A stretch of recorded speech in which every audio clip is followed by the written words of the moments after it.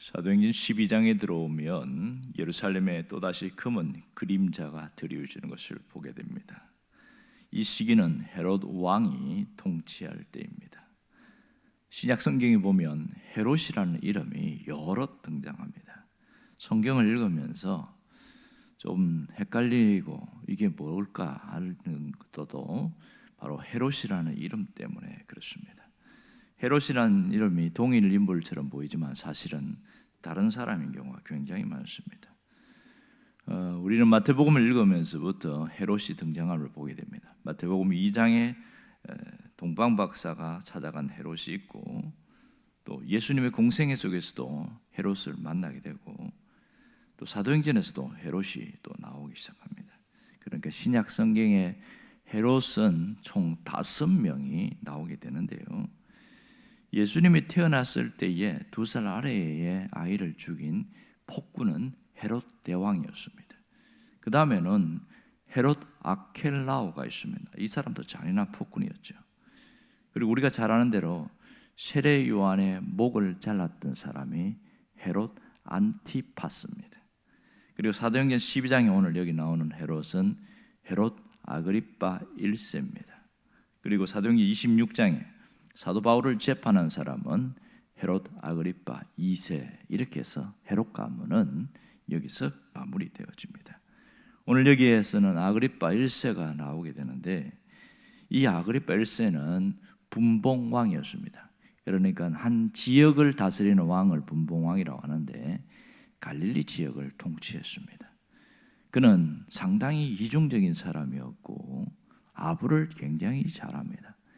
정치꾼으로는 천부적인 소질을 갖고 있어서 얼마나 이 천부적인 재능이 있었든지 로마 황제에 가서 아부를 해서 결국 자기 형인 헤롯 안티파스를 밀어내고 유대와 사마리아, 갈릴리 전체를 다스리는 왕이 되었습니다.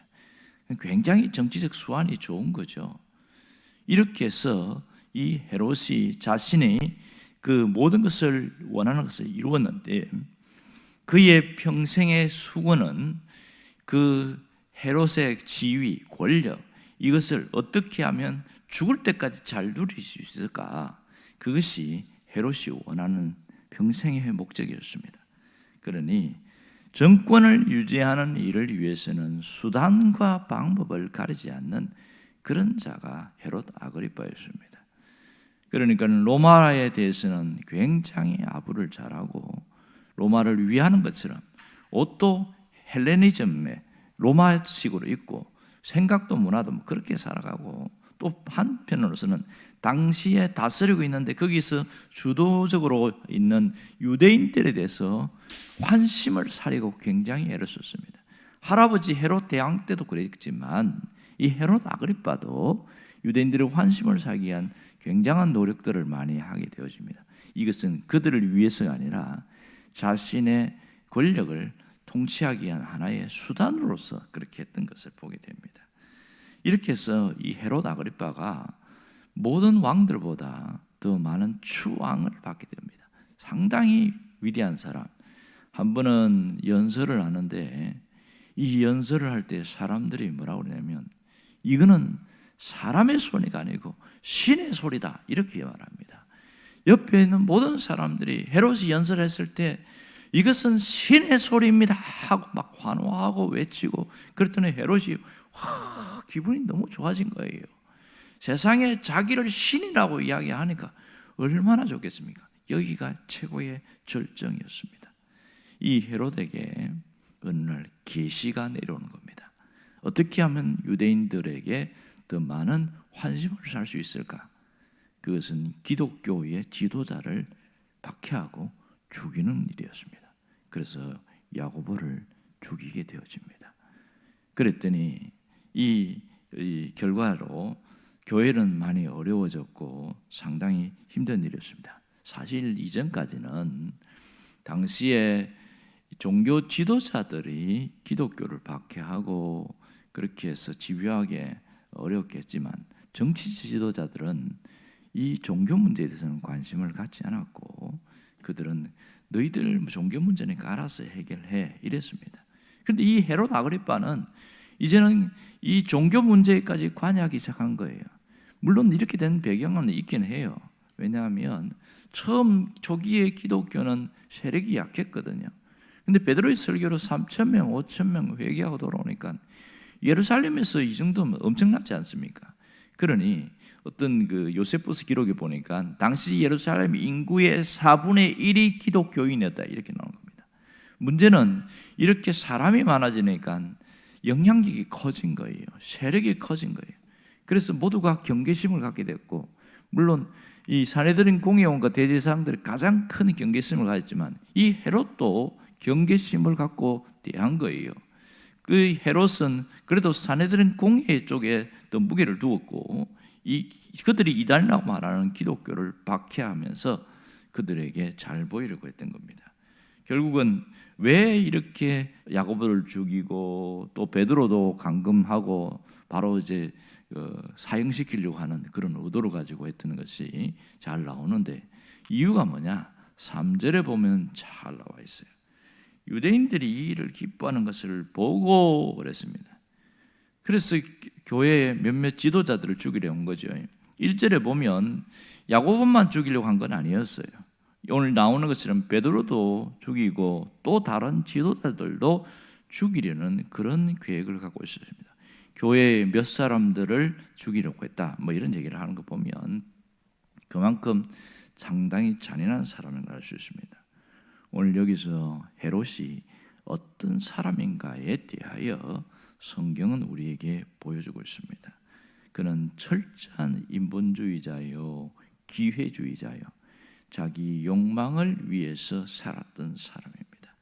그는 자신이 에돔인이라는 열등감을 갖고 있으면서 권력으로 그 열등감을 포장하는 그런 자였다, 이걸 이야기합니다.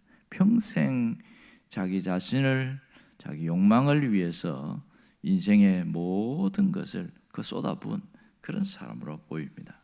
놀라운 것은 그는 화려한 등장을 했고 위대한 권력을 갖고 있었지만 그의 결말은 상당히 어둡고 비참했습니다.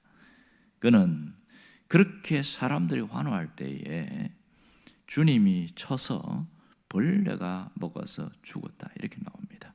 12절에 보면 23절에 그 얘기 나오잖아요. 보면 이렇게 환호할 때 하나님께 영광 돌리지 않으므로 하나님이 쳤는데 벌레가 먹어서 창자가 썩어 죽었다, 그렇게 이야기합니다.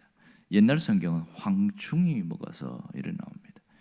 이렇게 말로가 비참해졌습니다. 오늘 여기서 우리에게 뭘 보여준지 아닙니까?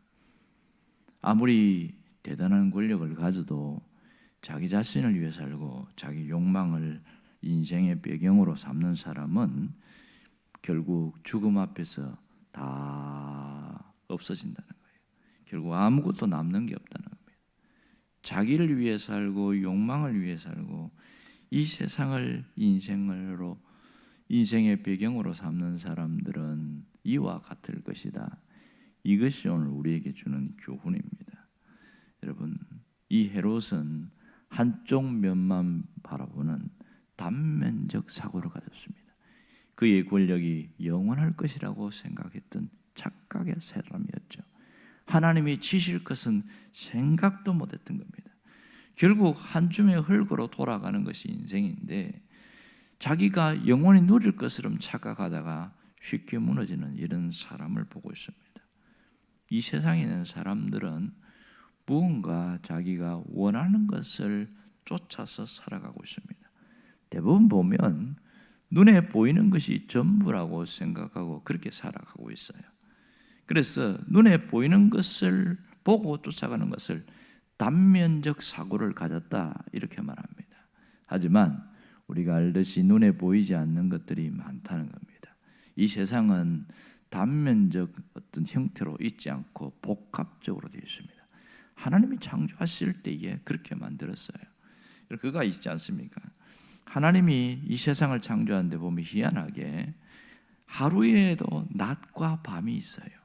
그리고 사계절이 있고 우리가 배웠듯이 자전과 공전이 있다, 이런 얘기를 하잖아요. 그런 거 보면 우리 여기서는 낮인데 반대편에서는 밤입니다. 그들은 무슨 생각할까요?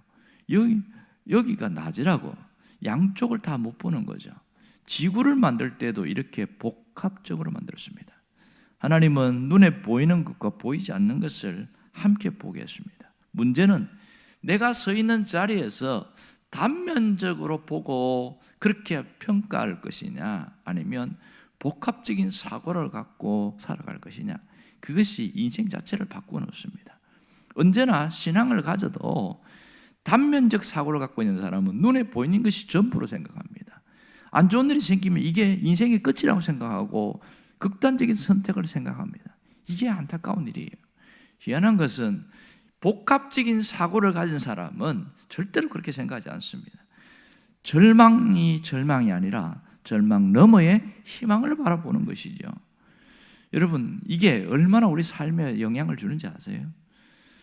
요즘은 제가 가지 않지만 옛날에 호스피스 사역에 함께 동참할 때 시한부 인생을 사는 사람 보면 병상에 누워있는 사람들이 그런 얘기를 해요. 거의 하나같이 누워있는 사람, 자기 착각 속에 살아가는 사람도 있고 자기 절망 속에 살아가는 사람도 있고 두 종류가 있더라고요. 근데 자기 절망에 빠진 사람은요, 밤이 오는 게 무섭다 그래요. 왜 그래요? 그랬더니 첫 번째는 너무 고통이 심해서 무섭고, 그 다음에 내가 이대로 죽을까 하는 두려움이 있어서 무섭다는 거예요. 그러니까 똑같은 밤인데 상당히 다른 거예요. 그러나 건강한 사람은 밤을 뭐로 생각하지 않습니까? 하나님이 주신 쉼과 안식의 시간이다, 이렇게 생각합니다. 같은 밤이지만 보는 사람에 따라서 달라지는 거예요. 왜요? 이 어떤 사고를 갖고 있느냐에 따라서 그 사람이 달라지게 되어집니다. 하나님은 우리가 단면적 사고로 그렇게 바라보는 어리석은 인생 되기를 원치 않습니다. 이 단면적 사고는 헤롯 아그리빠와 같은 전형적인 모습이라고 할 수 있겠죠. 정말 지혜로운 사람들은요, 절대로 그렇게 살지 않습니다. 절망 앞에서 하나님이 계시기에 우리에겐 희망이 있다, 이렇게 봅니다. 지병으로 갖고 있는 사람도요, 그 너머에 하나님이 계시기에 나는 새로운 삶이 이어질 것이다. 비록 내가 육체가 쇠하여서 이미 죽을 수는 있지만 나는 그 너머에 영원한 세계가 있다, 이러면서 하루하루 살아가요. 그리고 어떤 분은 링거 주사를 맞고 막 이렇게 생명연장 하는데 내가 의식이 돌아갔다가 이렇게 하는 거 싫다 이러면서 대화를 할 수 없을 때에는 이 주사바늘을 뽑아라, 그 얘기를 한 거예요. 마치 병상에서 유언처럼 한 거죠. 보통 그런 얘기가 없으면 죽을 때까지 산소호흡기를 꽂고 있으니까 사실은 환자에게는 엄청난 고통이라고 말합니다. 하지만 어렵법이 그러니까 어쩔 수 없지요. 그래서 충분히 대화를 하다가 의식이 왔다 갔다 하니까 이 환자의 유언대로 링거를 뽑았습니다. 그랬더니 3일 지나서 돌아가시더라고요. 정말 아름답고 아주 평온한 가운데 가시는 거예요. 왜 이렇게 살 수 있습니까? 죽음이 끝이 아니라는 걸 알거든요. 죽음 너머에 하나님이 계시고 영원한 나라에서 나는 더 안식할 수 있다는 그런 당당함이 있기 때문에 이렇게 살아갈 수가 있는 겁니다. 여러분, 오늘 우리는 항상 선택의 기로에 있습니다. 언제나 두 길에서 어느 것을 선택하신가에 거기에서 늘 우리는 살아가고 있습니다. 많은 사람들이 상당히 헤롯 아그리빠와 같은 그런 삶을 추구하고 그러한 삶을 선택하고 하고 있습니다. 이것은 이 세상과 욕망을 배경으로 살아가는 사람들의 모습이겠죠. 또 하나는 눈에 보이지 않지만 사람들이 선택하지 않는 길로 가는 사람입니다. 예수 그리스도를 선택하는 사람들의 모습입니다. 내가 어느 길로 선택하느냐, 이것은 하나님이 우리에게 주신 특권이요 선물입니다. 그래서 선택의 자유를 주셨다, 이렇게 말합니다. 이것을 신학적 용어로 표현하면 자유의지, 이렇게 말합니다. 하지만 그 선택과 함께 동시에 책임도 우리에게 주어져 있습니다. 날마다 생명을 선택하면 이 사람은 생명의 길로 갑니다. 하지만 자기 욕망을 위해 살아가는 사망을 선택하는 사람은 그의 삶은 사망을 향해 갑니다. 예수를 믿지만, 신앙생활을 하지만 오늘의 내가 생명을 선택하느냐 사망을 선택하느냐, 그에 따라서 내일의 삶은 달라지게 되었습니다.